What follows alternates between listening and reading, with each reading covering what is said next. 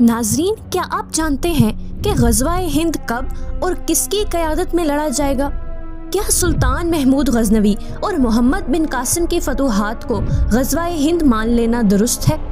کیا غزوہ ہند ہو چکا ہے یا ابھی ہونا باقی ہے؟ کیا غزوہ ہند ایک من گھڑت افسانہ ہے؟ یہ سب باتیں ہم آج کی ویڈیو میں جانیں گے، تو آپ سے گزارش ہے کہ ویڈیو کو آخر تک ضرور دیکھیے گا۔ ناظرین، غزوہ ہند کا نقشہ اگر کتب صحائح ستہ کے مطابق کھینچا جائے تو حضور نبی کریم صلی اللہ علیہ وآلہ وسلم نے فرمایا کہ ہند کا غزوہ ضرور ہوگا۔ اس غزوہ سے مراد سلطان محمود غزنوی اور محمد بن قاسم کی فتوحات نہیں، کیونکہ ہند کی فتح کو صحائح ستہ میں ابواب الفتن میں بیان کیا گیا ہے۔ یہاں یہ آپ کو بتاتے چلیں کہ ابواب الفتن صحائح ستہ کا وہ باب ہے جس میں قرب قیامت کے فتنوں کو بیان کیا گیا ہے۔ ناظرین، اس سے یہ بات واضح ہو جاتی ہے کہ یہ فتح قرب قیامت کی فتح ہے۔ ناظرین، حضرت ابو ہریرہ رضی اللہ تعالیٰ عنہ فرماتے ہیں کہ حضور نبی کریم صلی اللہ علیہ وآلہ وسلم نے ہند کے غزوے اور جہاد کا ہم سے وعدہ فرمایا، اور حضرت ابو ہریرہ رضی اللہ تعالیٰ عنہ نے فرمایا کہ اگر میں اس ہند کے غزوے میں زندہ رہا تو اپنی جان و مال خود خرچ کروں گا، اگر اس غزوے میں شہید ہو گیا تو افسر شہید ہوں گا، اور اگر بچ گیا تو میں ایک آزاد ابو ہریرہ ہوں گا۔ ناظرین، حضور نبی کریم صلی اللہ علیہ وآلہ وسلم کے آزاد کردہ غلام حضرت ثوبان رضی اللہ تعالیٰ عنہ روایت کرتے ہیں کہ حضور نبی کریم صلی اللہ علیہ وآلہ وسلم نے فرمایا کہ میری امت میں دو گروہ ایسے ہوں گے جنہیں اللہ پاک نے آگ سے محفوظ کر دیا۔ ایک گروہ وہ کہ جو ہندوستان پر چڑھائی کرے گا، اور دوسرا گروہ وہ جو کہ عیسیٰ ابن مریم علیہ السلام کے ساتھ ہوگا۔ ناظرین، حضرت ابو ہریرہ رضی اللہ تعالیٰ عنہ کی ایک دوسری روایت ہے جس میں بیان کرتے ہیں کہ حضور نبی کریم صلی اللہ علیہ وآلہ وسلم نے ہندوستان کا تذکرہ کیا اور فرمایا کہ ضرور تمہارا ایک لشکر ہندوستان سے جنگ کرے گا۔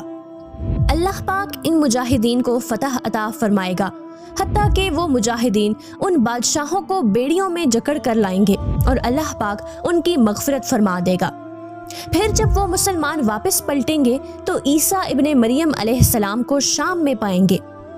ناظرین، حضرت ابو ہریرہ رضی اللہ تعالیٰ عنہ نے فرمایا کہ اگر میں نے وہ غزوہ پا لیا تو میں اپنا نیا اور پرانا سب مال بیچ دوں گا اور اس میں شرکت کروں گا۔ جب اللہ تعالیٰ نے ہمیں فتح عطا کر دی اور ہم واپس پلٹ کر آئے تو میں ایک آزاد ابو ہریرہ ہوں گا جو ملک شام میں اس شان سے آئے گا کہ وہاں عیسیٰ ابن مریم علیہ السلام کو پائے گا۔ یا رسول اللہ صلی اللہ علیہ وآلہ وسلم، اس وقت میری شدید خواہش ہوگی کہ میں ان کے پاس پہنچ کر انہیں بتاؤں کہ میں آپ صلی اللہ علیہ وآلہ وسلم کا صحابی ہوں۔ ناظرین، یہ بات سنتے ہی حضور نبی کریم صلی اللہ علیہ وآلہ وسلم مسکرائے۔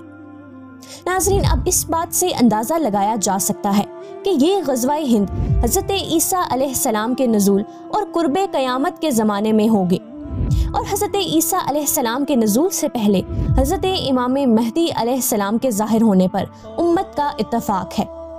اب ان احادیث کی روشنی میں یہ بات اخذ کی گئی ہے کہ غزوہ ہند حضرت امام مہدی علیہ السلام کی سرپرستی میں ہوگا، اور یہ لشکر جب شام پہنچے گا تو حضرت عیسیٰ علیہ السلام کو بھی وہیں پایا جائے گا۔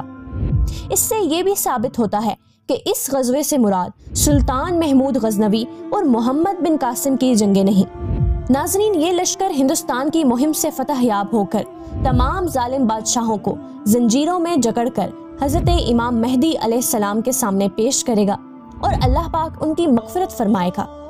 جب یہ لوگ شام پہنچیں گے تو حضرت عیسیٰ علیہ السلام کو بھی وہیں پائیں گے۔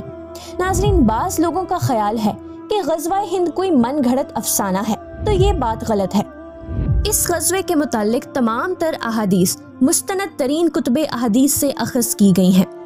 امام نسائی نے سنن نسائی میں، امام احمد نے اپنی مسند میں، امام بخاری نے تاریخ کبیر میں، امام بیکہی نے سنن الکبریٰ اور دلائل النبوہ میں غزوہ ہند سے متعلق احادیث نقل کی ہیں۔ اس طرح واضح رہے کہ غزوہ ہند کوئی من گھڑت افسانہ نہیں، بلکہ حضور نبی کریم صلی اللہ علیہ وآلہ وسلم کی پیشن گوئی ہے، اور بطور مسلمان ہمارا یہ عقیدہ ہے کہ حضور نبی کریم صلی اللہ علیہ وآلہ وسلم کا فرمان پورا ہو کر رہے گا اور ہندوستان پہ مسلمان حکومت قائم ہوگی۔ اللہ پاک ہمیں اور ہماری نسلوں کو حضرت امام مہدی علیہ السلام کی فوج میں شامل ہو کر اس غزوہ کی فتح دیکھنا نصیب کرے۔